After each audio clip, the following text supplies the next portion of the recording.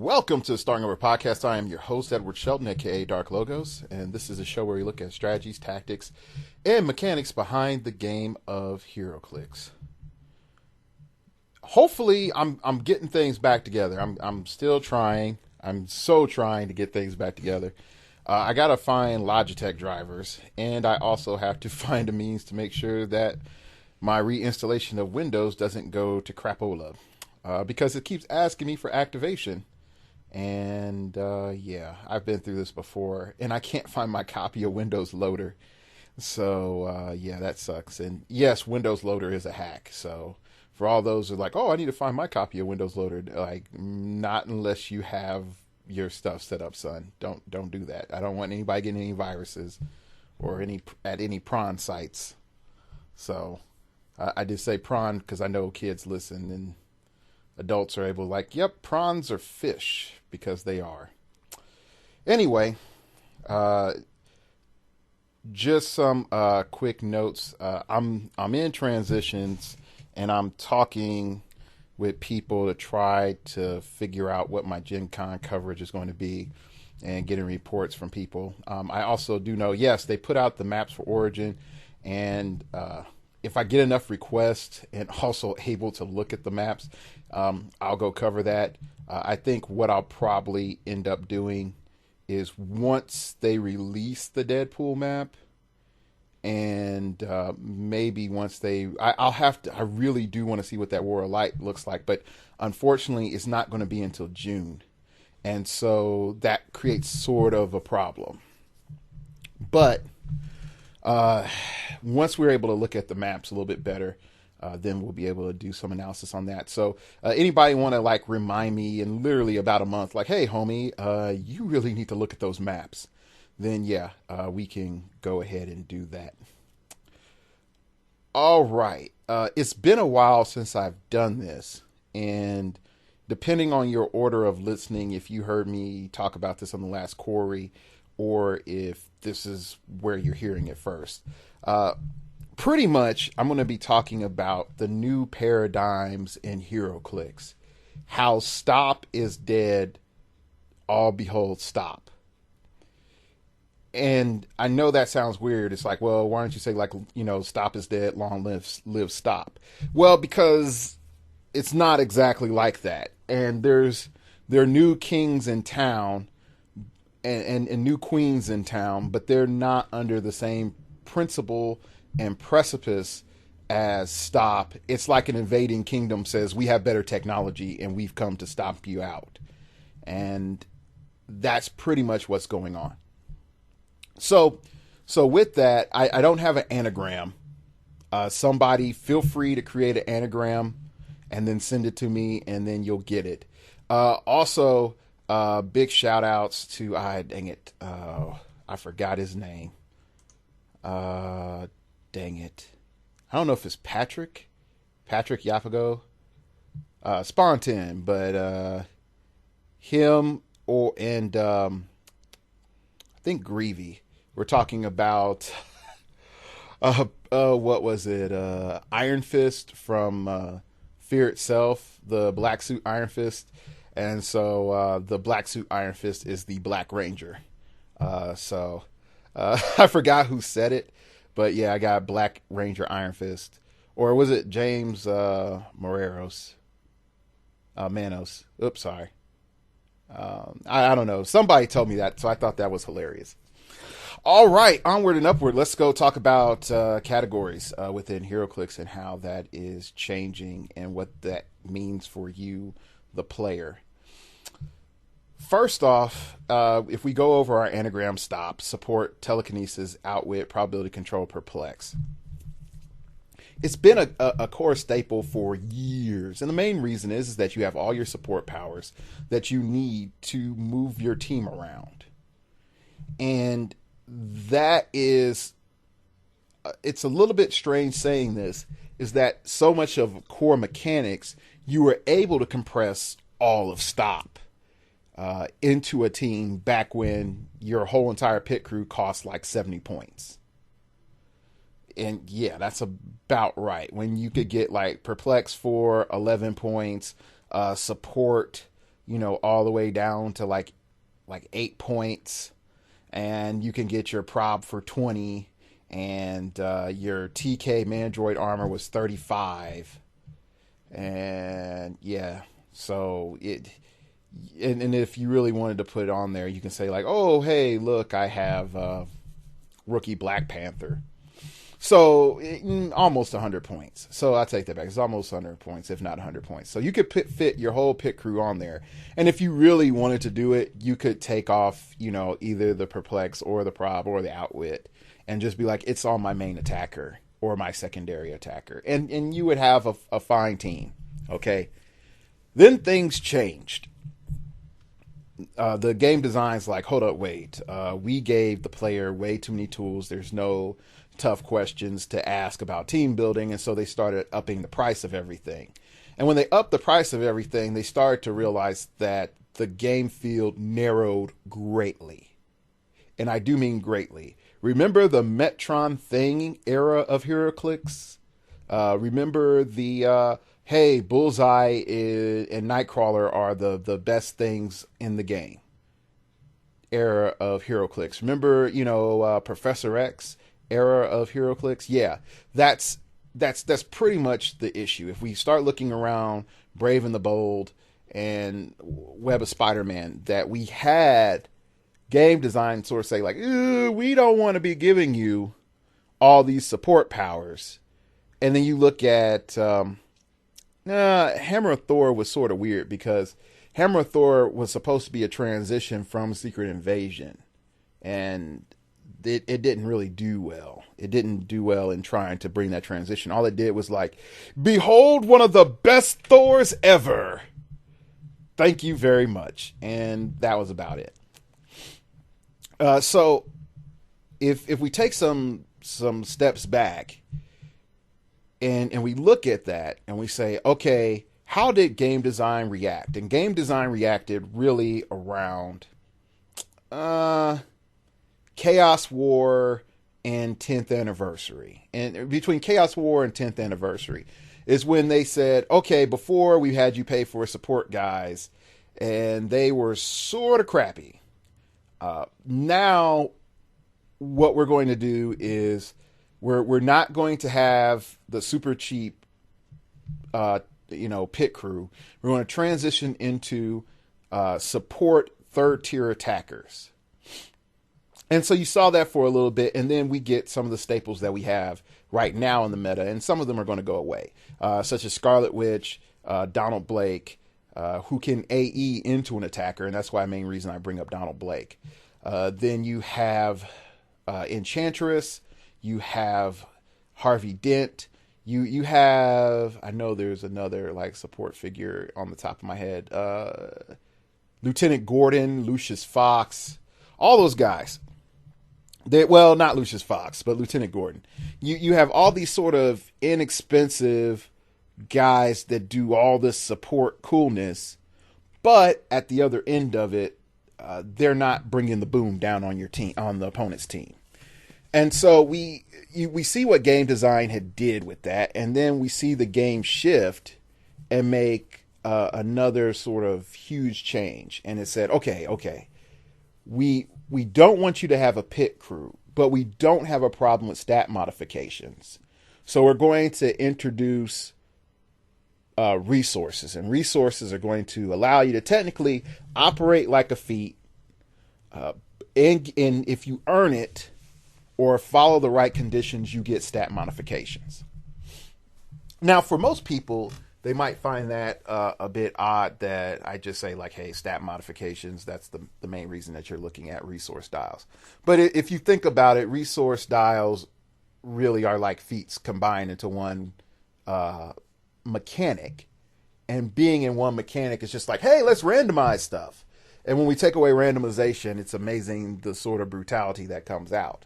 But that's just my side commentary, so bear with me. Okay. Now,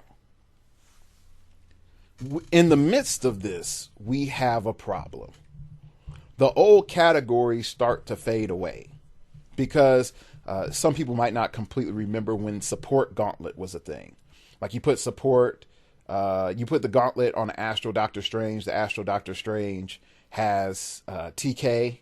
You have the ability to free move to get your TK in a position, and then you just TK out, and then you deliver Magog to the other side of the map, and he kills everything. Not too many people remember that. It was a short-lived tech, and it had its uses. I remember for my first Infinity Gauntlet tournament, I got my gauntlet at one venue in my gym, then went to another venue and played the Infinity Gauntlet. and did a TK bomb using the Superman set Flash, the Flashpoint Flash, to like teleport on the other side of the map or to a specific spot. TK up Black Bolt, then TK up Black Bolt again, and then have him do his silent scream and annihilate my opponent's team. And then have Supergirl finish, everyone off. That sort of thinking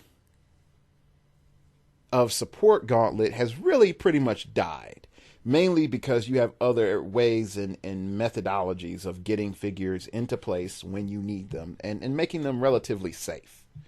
And then you also have the ability to manipulate space quite easily. So overall, support gauntlet tech died. And in that void, we saw people come up with creative answers of dealing with stop. And so we still have stop going on. And then what we end up happening to see is something interesting. We see the development of field tech. And what I mean by field tech is I don't need to have perplex because I have stat modifications. I don't need to have TK because I have the ability to move my characters around as a free action. I don't need outwit because I have a negation aura. I don't need support because as long as this guy's untouched, I can merge and resplit or whatever else. So what has happened is instead of just saying, man, the only way to heal in the game, for a while was either nanobots or support, and nanobots got moved out the game, so I'm stuck with support. You now say, hey, I need some way to mitigate damage and recover clicks. So my hope today is to sort of go through each category and say, this is what it was. This is the concept now. Or better yet to say, we're hitting the raw, pure form of the concept. Okay? So if you want to like take notes, open up your heroclix notebook, because I am right now. You can go ahead and do that. If you want to say like, hold up, this is going to get a little heady. Let me go get some coffee or a Red Bull or, a soda pop or, a good cup of tea or water or whatever. Go pause and then go get your beverage of choice and then come back. I do prefer that it's not alcohol just so that you're clear-minded when you're hearing this. Just because. Okay? All right, so let's go through stop point by point, and then I'm going to show you what the new categories are and why we need to actually reassess the new categories and why the new categories beat the old categories and where the old categories still hold strength. Okay? Because I'm going to be honest, in your team building now, you're going to be using stop or you're going to be using these other categories, and you're going to piecemeal to fit your team. Okay, you're going to piecemeal to fit your team. I don't want you to just hard rule like, I'm going to stop or I'm going to use new categories. I want you to be flexible in mind. All right, so let's go and get into it, shall we? All right, first things first, we're going to look at support. And support is just like, hey, healing, yay. I get to just blank heal. Okay, so you have cool heals like High Father.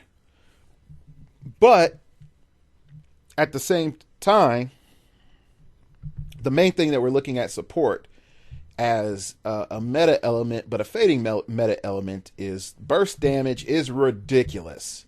And the clicks of life that a figure has is a lot lower than what it was before.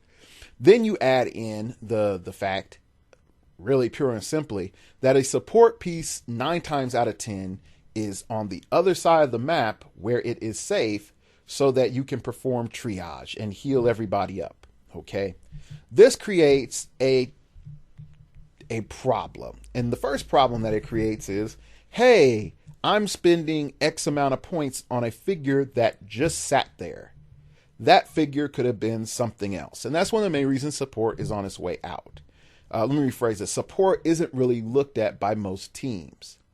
Okay, so what's the category that's coming in? Real honesty, I like to call it click recovery. So we're going to type this down.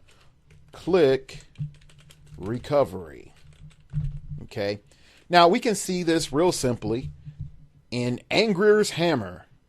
Oh, I have still energy. Oh, I have regen. And you might say, well, that's only good for one figure. Well, that is true. That is only good for one figure, but 9 times out of 10, I'm only healing one figure. Okay. So we're looking at that. So we also are looking at split and merge. Okay. A lot of people really underestimate the power of split and merge, because split and merge allows us to create scenarios where if we have 2 figures that one is unhurt and the other one is beat up, and you can use a duo legally, then you're in a position where you could just fully recover damage. And one of the few pieces that I actually do like, on paper, mind you, with this click recovery through merge, is the Hawkeye and Mockingbird duo. And it's not a bad duo. It's not the best duo, but it's not a bad duo. But the big issue with the Hawkeye and Mockingbird duo is it's really easy to keep Mockingbird back. And it's real easy for Hawkeye to get shot. And if you play it right, hey, boom, they merge. You're good to go. Hopefully you're able to not take a hit. And then you're able to, in a few turns, either resplit out, okay, or you have a new tactical positioning that will help you into the next phases of the game, okay? So I really want you to think about that. Now, there's also figures like Shuma who have like a built-in heal every turn. Same with Wolverine and Lobo and all those guys. They have built-in clicks recovery. So if you're building a team and your front man and your tent pole is Lobo, guess what?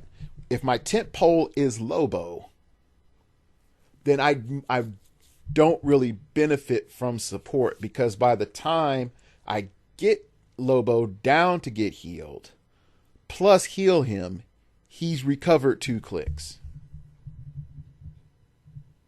Just think about that. He's recovered 2 clicks. So I'm almost better off just taking a more defensive position. I'm better off with barrier and separating Lobo from, his opponents than I am with support with a chance of failure. Lobo is healing. If I heal Lobo for 3, he's already recovered 2, because he's going to move down to get healed. Then that's that healing at the beginning of that turn. Then he's going to, the next turn, he's going to get healed if I'm, possibly, or if not. Or let's say, I don't have any tokens on my medic. He goes down to get healed. So that's 1 token. Gets healed. Let's say he heals 3. And then he goes back out at the beginning of the next turn. Beginning of the next turn, he goes back out. That's 1 more click of healing. He's healed 5 clicks. And you could say more than half the healing is done by the medic. That is true, but that's if my medic rolls a 5. So anyway, so you can see support is good, but it is having, it does have a bit of a problem. Okay. The next category we're going to look at is TK. And what we're going to look at is the new spatial category is spatial manipulation. Okay. Spatial manipulation. Okay. Now, a lot of people will say, you're talking about Spiral and TK and who else? Shatterstar and Shi'ar Team Base and blah blah blah. And to an extent I am. To an extent I am. But what we're actually seeing is what are we doing with spatial manipulation? Spatial manipulation is a bigger concept because we are making the map smaller by using powers and making it so that our effects are within the range of our opponent and we are able to first strike, or being able to displace our opponent. So there's two different elements there. There's first strike and displacement. Okay, so let's look at first strike. First strike is easy because we can say, hey, I have 8 range plus Tellus plus Astrals. I have a ridiculous range now. I have manipulated space. Thank you very much. That's space manipulation.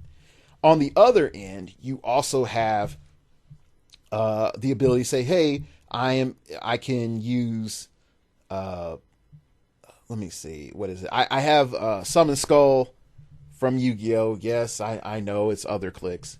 And I have so much water terrain and Summon Skulls in water terrain, I am now able to shoot you anywhere if you're near or next to water terrain. Or you're able to say, I have Iron Pharaoh and Golden Falcon Soaring, and I am able to deploy this Falcon, and I'm still in my starting area, and I'm able to shoot 3 squares out from the Golden Falcon, and I'm still safe and cozy in my starting area. So it allows me to get a first strike out. Then you have other characters like Nightcrawler and Magic, who in their own right sort of say, I bring the party to you, and I bring this one character on my opponent's side of the field over to this other side. And you can even say mind control, to an extent, is a factor of space manipulation. Okay, it's not just about attacking. It's about displacing your opponent from being in the place that they want to be, or being in the position that they want to be in.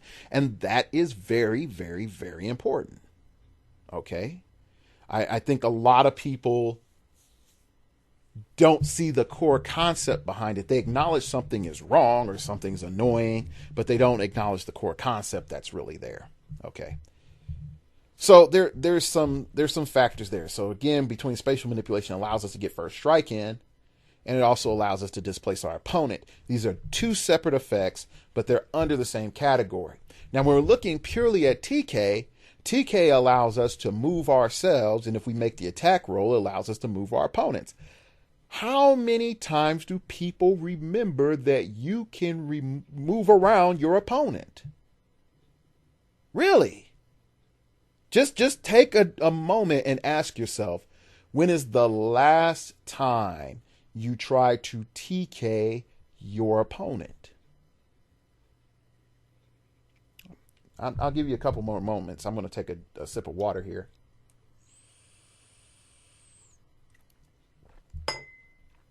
All right. Now, for 99.9% of you, you can't remember. Okay. I can remember because there's only one figure that I knew that sort of did something similar to that, and that was Despero. And Despero is from Arkham Asylum. Yes, it's that far back. So when I look at Despero and I say, oh, yeah, that does have, potential there to mess some things up. So there's something to think about. But most people forget that TK, you can use it to move your opponents. What most people remember is the following. I can TK an object because you needed that to deal with stealth for a long time. And then I can use TK to TK up my friendly figures. That's it. So when all said and done, when it even comes to the use of TK within the modern meta, really within the meta in general historically, people have forgotten the core element of TK, that you can use it to affect your opponent. And you very rarely see it done in high level play, if at all. And that's sort of sad.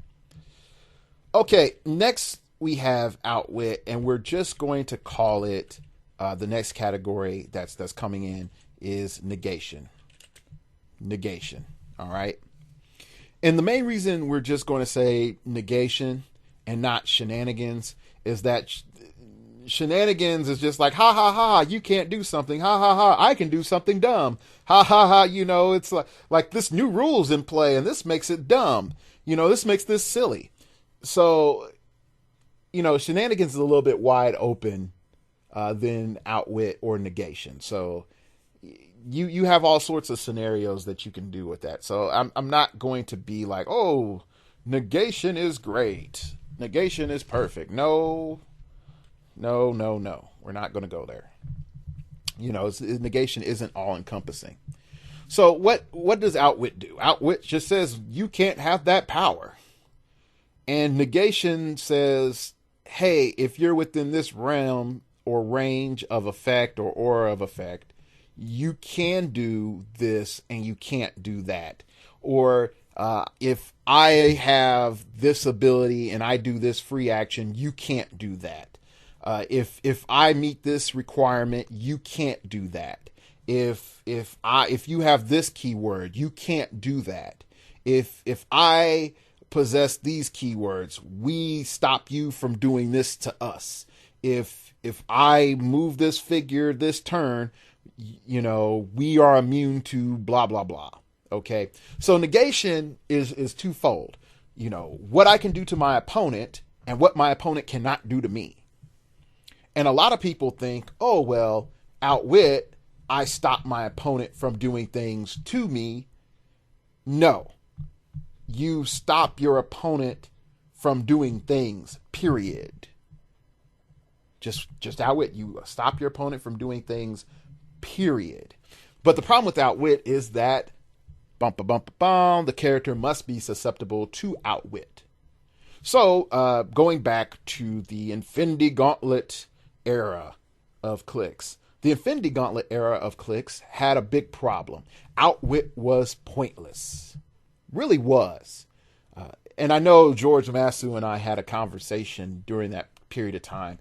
And I was telling him, Outwit's dumb. And because the Infinity Gauntlet, he's like, no, it still has a role because not everyone has the Infinity Gauntlet. You're still able to negate support. And I was sort of arguing the biggest problem is that the ones that you need to negate and the ones that you need to create the biggest hurt on have the Infinity Gauntlet or have Power Cosmic or whatever else. And so you can create a team in which, one character has a Power Cosmic and the other character has the Infinity Gauntlet. And now you have two characters that cannot be outwitted or countered.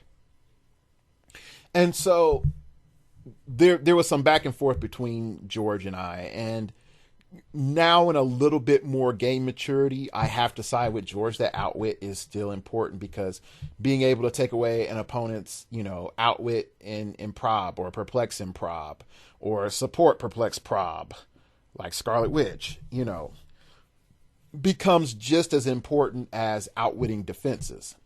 But again, you have to be susceptible. Okay.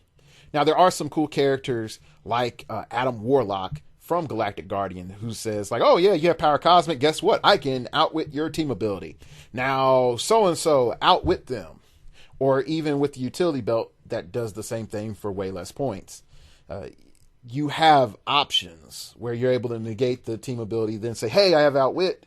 Boom. Okay, this is great. But it's not pure outwit. So when we come back to this negation element, we can start to see that in the game, we have characters like Agent 13, who on her second click has this ability that says, hey, guess what, homie? You can't use defensive powers, period. I have negated your use of using all your defensive powers. So if it's a standard defensive powers or anything on the defensive slot, you cannot use that. And that's game changing. But here's the caveat. Agent 13 has to be adjacent to that character. So there's risk. There's risk, because the other character can just be like, okay, you missed your attacks. There's no other figure in range. Pulse wave. Agent 13 is dead. So negation does have a setback because negation says you can't do this, but if my opponent does not have that, then we're at a disadvantage because now I'm negating things that don't exist, and I'm paying for that in my points. Biggest example is M10 Iron Man. M10 Iron Man just makes it 100% clear that if you try to, run any sort of game on M10 Iron Man, and you have a team-based resource, guess what? M10 Iron Man says, yeah, I don't take damage from you hardly. If you have mystics, I might be concerned, but I really don't take damage from you.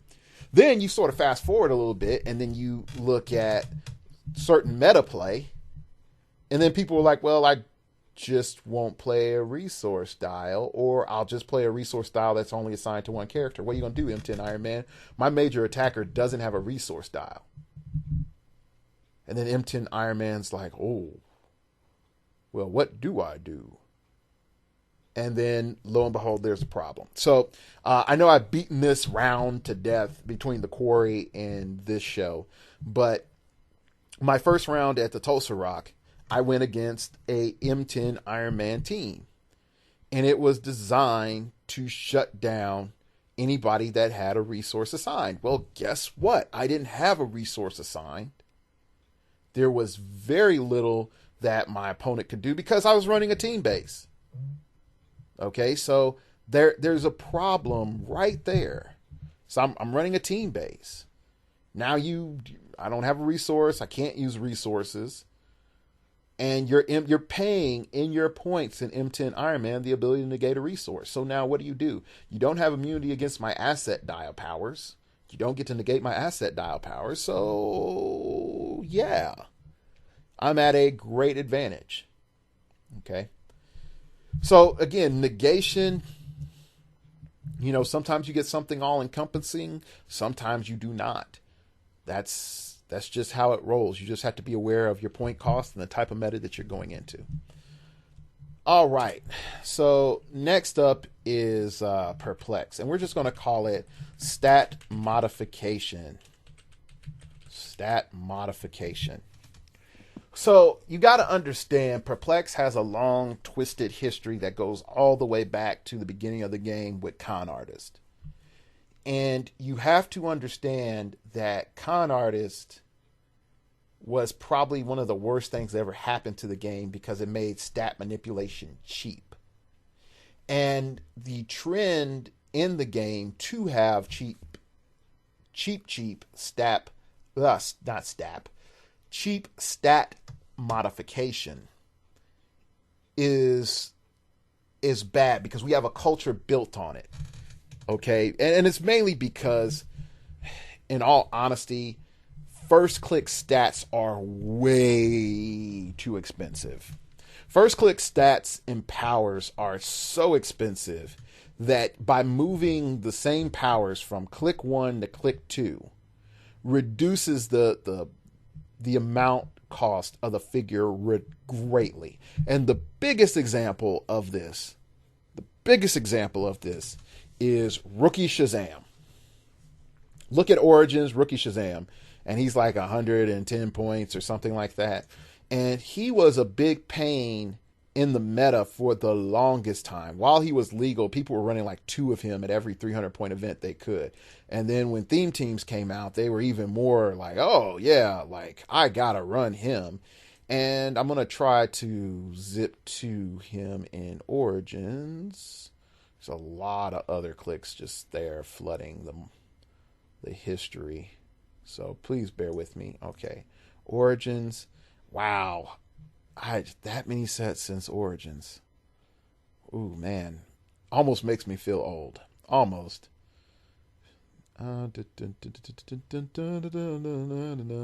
This is awesome music.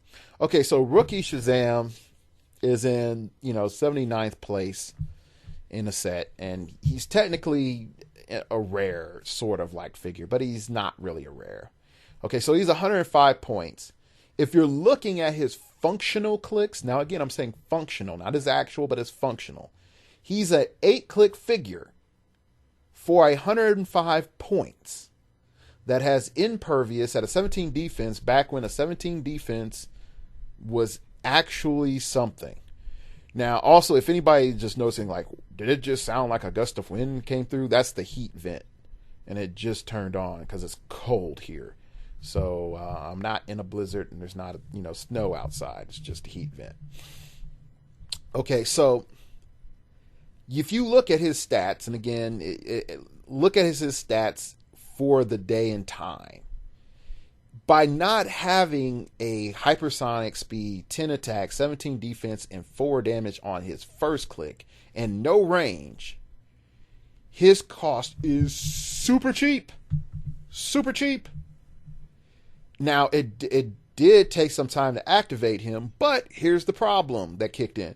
We had phone booth, so phone booth allows you to just take a click of damage, and then boof, you're good to go. You know, so people would just TK him onto the phone booth or move him onto this phone booth. He would take the action, you know, to free action to take the damage, and he's Shazam, you know, so, or better yet, he's Captain Marvel. Okay. So 4 damage is pretty strong. Combine that with the heavy, that's 6. And you might be saying, like, what does this have to do with stat modification? Okay, his base stats for his point cost on his first active click, if that was moved up, his cost would probably be 25 to 35 points more. Okay? Now, if you look at my investment into, let's say, Con Artist, 11 points of Perplex, my overall cost investment for a character that's technically already cheap is equal to a character that's way more expensive. So even if I said I spent 116 points, I got a rookie Con Artist, and I got a Shazam, I'm actually getting 120 to 135 points worth of value. And that's me being very conservative. Okay. So what I'm going to do to sort of try to prove this is, like, what is it? 10, 10, 17, 4. Okay. I'm just going to go into the unit section, and I'm not even going to really look at powers. I'm just going to just type in raw stats. Okay. So attack equal to 10, defense equal to 17, damage equal to 4, and speed value equal to 10 on first click only search. Let's see if anybody has that specific requirement. Okay, all right, here we go. All right. On the first click, we have Sentinel Alpha 3. And he's 8 clicks and 200 points. 8 clicks, 200 points, no hypersonic speed, just charge. Some special powers, okay? We got AVX Iron Man, 150 points, okay? Bulldozer, 145 points. Invincible Iron Man,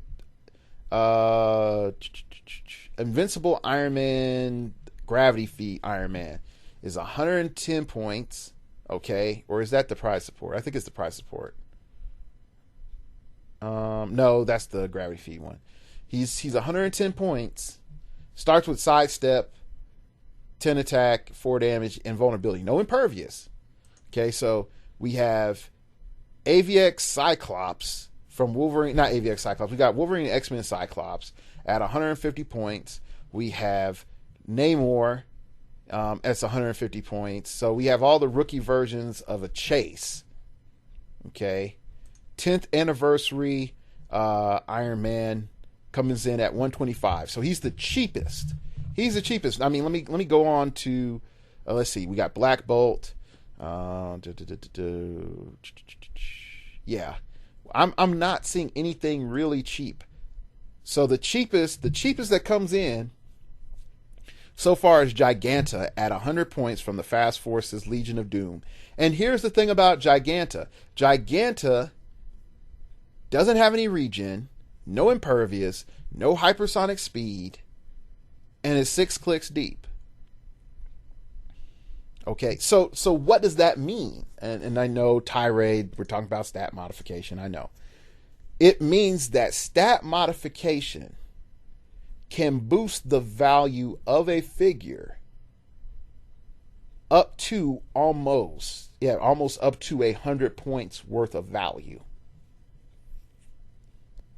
And you're like, oh, wow. That is why people were complaining about the Infinity Gauntlet. That is why people are complaining about Book of the Skull. That is why perplex has always been a problem in the game, and it scales infinitely upward by the number of perplexes that you have. That's why people get really angry about, energy shield deflection and combat reflexes for free and defend, auras and stuff like that, because stats are expensive. Stats are expensive. Powers are cheap.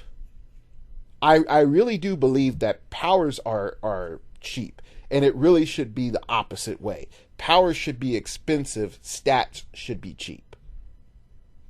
Okay? But I'm not game design, and I didn't make the point formula. So, anyway, you can start to see when we're coming back to the meta that perplex has always been this crux of an argument. It's always been this thing that we lean on all the time. Now, if we take that aside and we say, all right, I earn +1 all stats, what does that mean? That means that I've earned 4 perplexes.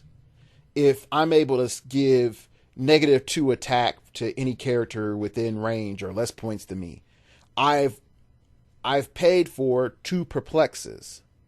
Okay, if I have said like, okay, now every character around me that's attacked by range combat attack, it, gets +1 defense. I've paid for a perplex per friendly character. When you think of it on that scale, that I'm not having a pure and simple perplex, but I am modifying my stats, then we can start looking at some core issues. And then we can start seeing that perplex has a place because it allows me choice on what and which figure stats get modified. At the same time, general stat modification, I may or may not have as much flexibility. Okay? So also we have to look at its tempo, because not all stat modifications tempo is good. Pure and simple. Okay, so let's take, for example, hammers. Hammers without split lip, that's a slow setup. Really slow setup. Hammers with split lip, that is a fast setup. And your stat modification with split lip becomes ridiculously strong. So strong that I really, really, really don't want to go into it right now. Okay, now at the other end, you have, Infinity Gauntlet, where you have to roll to eventually get your stat modifications.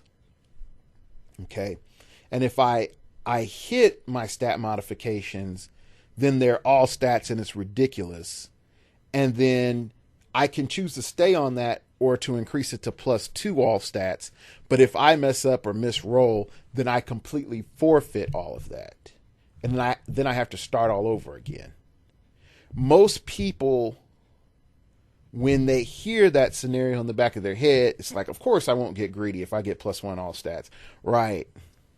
Yeah, you won't get greedy and try to go for godhood. Yep, I've heard that before and seen people fail. Okay.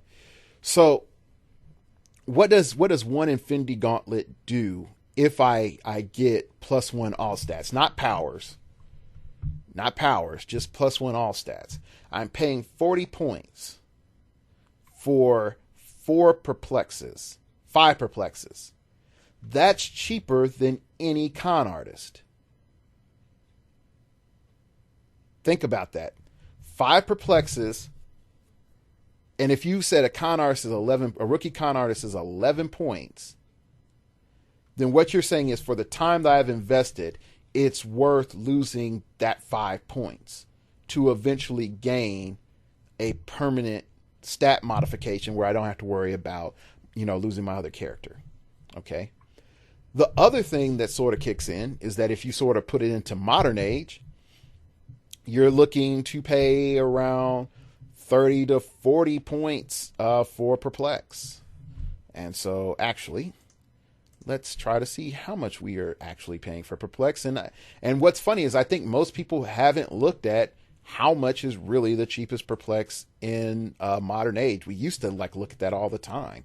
Now I really don't hear that conversation anymore. And we're looking for, of course, on first click only. We're not looking on second click or anything like that. And I know a lot of people are like, well, you know, you can push so and blah, blah, blah, and all that. And it's like, no. So we're just going to look for less than 50 points because that's usually what we're looking at. Okay, so I'm just going to read off the characters that fit the Perplex. Okay. We have the AIM agent at 38 points. We have Bruce Banner, Watu the Watcher. We have Agent Coulson coming in at a cool 50. I think Tony Stark also comes in at 50. Yep, Tony Stark comes in at 50. Then from the Batman set, we have, let's see, Arkham Asylum Guard for 45. Alfred Pennyworth, that is 42, but he also, if we push him, we get support. And Lucius Fox, I think, is technically the cheapest. No, just pure 42, but you're better off with Alfred. And Bruce Wayne from the Gravity Feed has Perplex at 50 points. So if we look at it, what is that saying to us in the game right now? Okay, so we have 38 times 5 equals 190 points.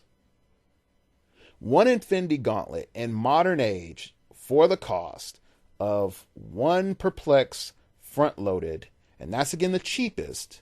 That's 190 points. If we go up and look at the 50-point one, times 4, boom. Times 5, that's 250 points. No powers. Not even talking powers. There's 250 points worth of Perplex. Yeah, we have a problem with resources. Or we have a problem with powers. Or we just have a general stat problem. It's like person addicted to McDonald's. Like, yeah, you can eat it, every day, but there's going to be a problem on your infrastructure. Now, I'm going to ramble one more time, and I think that the main reason that we see stat modification as so cheap in WizKid's formula is that it's used to accelerate the pace of the game. Because without stat modification, damage reduction does way too much in slowing the game down and makes damage reductions overall place in the game way too strong. Now you would say, well, it's just easy to do that. You just sprinkle, armor, negation here and there, armor penetration here and there. And I don't disagree with that. But at the same time, I do feel that there is I feel that there would have to be other ways to really look at it. Now, I know I've sort of griped on Perplex, and I know like there's enhancement and there's empower, and that's stat modification. And really, if you start looking at enhancement, yes, you can get really, really cheap enhancement because it's situational damage dealt. Same thing with empower. But how I feel when I look at that is, in all honesty, having a lock stat to manipulate is always going to be cheaper than a flexible stat. So anyway, getting off the stat modification high horse lecture series, we're going to go from Perplex into our last option, which is prob. And then I'm going to just purely call it odds manipulation. Okay. And you might be like, what? Odds manipulation? Really? Like that's sort of dumb. You just might as well just say prob. And I'm like, no, that's not how it rolls. Okay. So why am I bringing up odds manipulation? Well, first off, for a limited time, Ant-Man is still legal, and he can defend to high heaven. with the right setup. And so what we're actually seeing is a combination or a little bit of overlap with stat modification, because odd manipulation puts us in a position where the odds of you doing something increases or decreases. And that's really it. Versus probability control is a power. And you can sort of look at it as the same way of negation, is that with odd manipulation, we say, hey, guess what? This thing and this thing and this other thing have chances of happening. And those are the only odds I can manipulate. Okay? Whereas prob just says, well, I just make you re-roll that. Well, what's the limitation of prob? The range of the character probbing, and also, can the action be probbed? Or can the action be re-rolled? And then there's some things that normally wouldn't allow you to re-roll. Okay? So let's say you have a figure, and the figure says, give Mighty, Broke Strong a free action. When Mighty Broke Strong rolls for a relic, if he fails, he can re-roll again for a free action, as a free action. Just increases your odds of getting that relic. Or you can say with Split Lip. Split Lip increases your odds by getting a relic by giving +1 to your roll. Same thing for Thule Priest. So if I have Thule Priest and I have Split Lip, wow, my odds of picking up that relic has increased by a lot. Okay. Now, if I look at Tomore from the Green Lantern movie set in the Tour of Oa, he has the ability to just say, hey, guess what? +1 to map roll for every character with that shares a keyword with Tomore. Oh, wow. Depending on the point value, you can almost guarantee map roll because you've doubled your 2 map for every character on your force with your keyword. There's very few keywords that just with minions and just people in general or figures in general that can match that effect. Okay?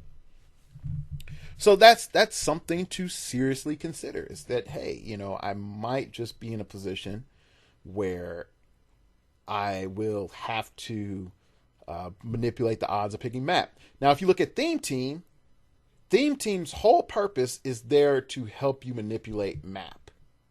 That's the only reason to run a Theme Team, a generic or non-generic. You can say Theme Team prob, no, because that's sort of a break glass in case of emergency sort of thing. That's not something like, yeah, I have that to depend on. Okay. And when you start realizing things like that, then it's like, all right, now I can take a step back and understand about stat manipulation. I mean, not stat manipulation, odd manipulation. Oh gosh.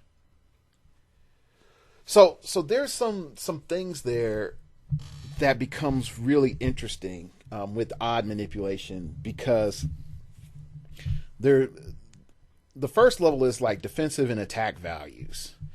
And this is the overlap with stat manipulation, because you can use stats to help increase or decrease the odds of you doing X, Y, and Z. And so that's pure basic simple level math and perception. The next issue that you sort of take that 2 steps forward is when you start looking at the odds of something happening, you can develop a tempo, and you can also start developing a narrative. What's tempo?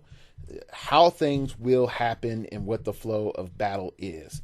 A narrative is pretty much these series of actions will happen and the conclusion will be X. Okay. A narrative always leads to a specific conclusion. And a lot of people don't understand is every team has a narrative. Okay. It's just that most people don't know their team's narrative, and they follow the narrative and they wonder why, like, man, every time I play Shuma, I lose. And I know that does happen, okay. Somewhere out there is a guy that every time he plays Shuma, he loses. Okay. So that guy is probably pairing Shuma up, with a Starro and a bunch of vultures or something. And he's like, man, every time I play Shuma, I just die. I don't know why. I like playing my, monstery, 1950s theme team. The team has a narrative. It will take you from this point to the other point. The problem is, if you ignore the wave of your narrative, you ignore what cross sections the story. You ignore the downfall of the characters. You ignore I hate to say it like this, the plot development. So, anyways, coming back, again, odds manipulation. Most of the time people will overlook this. They won't think about it. They're going to say like, hey, I want to just have prob to make sure that I increase the odds of something happening. Whereas there's other effects that you can just say like, okay, man, this is going to happen. This other thing will not happen. Nightmare is a pure example of that. Nightmare says, this will happen. The odds of me coming in with an advantage is guaranteed. The question is which one? And which one are you going to give me? You can give me one narrative and my team is built for that, or you can give me another narrative and my team is built for that. Either narrative, I am coming into this game with an advantage. So, anyway, I hope that is clear. So, pretty much sort of wrap things up, since we're approaching that hour mark. We have click recovery, okay, and support. We have space manipulation, NTK. We have negation, and outwit. We have stat modification and perplex. We have odd manipulation and prob. It's real simple concepts, and I know really there are additional, concepts added, such as aggro, shenanigans, defensive, high mobility, all these other, categories and stuff. But when we really are looking at team, these are our core command. These are our core mechanics. And by shifting back to the basic powers that we have, I think we can start seeing trends, but I think in the end it points us back to these 5 concepts of becoming dominant in the game. So you're not looking at something where it's like, oh wow, I have this solves for everything. I think those days are gone. And I don't think there's a problem with someone saying I have click recovery in support, or I have negation in outwit, or I have stat manipulation in perplex. There's nothing wrong with having a team built like that. Okay. What I do think is going to happen is that we're going to see like, hey, I have clicks recovery, odd manipulation, TK, and prob. And that would be fine. Because, my opponent doesn't have time. I have the ability to get back to the medic easily, or I have the ability to heal real easily. I have the ability to, not take damage or whatever else. A lot of things just, pop in. So anyway, that's mostly it. That's mostly it. I like to give a shout out to everybody that emailed me or PM me after last week's show. I heard a lot of interesting stories, and I gotta say thanks for sharing. Some stories from the viewership were a bit touching. Some of them gave me insight to like, oh, that makes sense about my PMs from you, or my emails from you. Some of them made me learn a different lesson from the story. So everybody who contacted me, much appreciated. Thanks a lot. So you can follow me on Twitter at StartOverPod. It came from outer space and gave me transcendental math to understand the concepts of the universe. You can know when a new show is up, and more importantly, you can know what's going on with me if I decide to post something, and all the cool kid stuff. You can hit subscribe, and one thing I found out is, I know this sounds silly, you can become a YouTube preferred member if people watch your videos, and it's how long they watch your video for the duration of the video. So I think that's interesting. So making a bunch of short videos would not be advantageous if you're advertising on YouTube. So making things that make people want to stay around and watch your video, or listen to your video in my case, is more advantageous than having ADHD videos. So that's something to think about and consider if you're into content creation and you are looking to do YouTube or anything else. Anyway, you can email me at startingoverpodcast@gmail.com. That's startingoverpodcast@gmail.com. If you wish to opine, keep it piffy, keep it interesting, keep it awesome. Tell me if you also think that the AVX Phoenix Buster looks like a gummy ship from Kingdom Hearts. I really think it does. Now, I want you all to tell me, like, what does it look more like? A crappy Gundam from Generation 1, a gummy ship from Kingdom Hearts, or a reject of a GoBot? Okay? So, a crappy Generation 1 Gundam design, a gummy ship from Kingdom Hearts, or a crappy GoBot. We're not even going to say Transformers. It's not even in Transformers League. It's in the GoBot League, which is suck. All right. So email me. Tell me, what you think on that artistic design. Because the Phoenix Buster armor that I was introduced to was with Iron Man inside of Galactic Guardians. And yeah, it looked ugly, but it wasn't, freaking this ugly. And if you won a Phoenix Buster, tell me where is it at in your house, because I have mine. I'm looking at it now. Mine is next to the Sentinels that I have in my Phoenix Force, and my not my watchtower, my what is it? My Batcave. So, yeah, definitely tell me about that. Last but not least, you can check out the blog. I'm going to write something up on when they reveal all of the power batteries. I'll write something up because I saw the Rage one today and I was really not that impressed. It did not inspire hope. Okay. So I think what I'll end up doing is just writing something up on each of them, and I might, type something up tonight or tomorrow or whenever. So be on the lookout for that. That will be coming.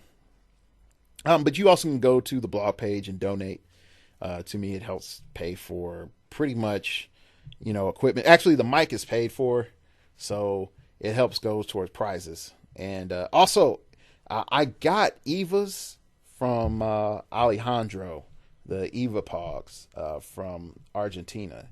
And a big shout out to Alejandro. And so if you're interested in an Eva Pog, let me know and I might be able to work something out. I'm going to be giving some away here. So definitely give me a shout out. And I can say, for your donation of $1 or more, to cover me mailing it to you in the envelope, you can get an Eva Pog. Or even not, just let me know.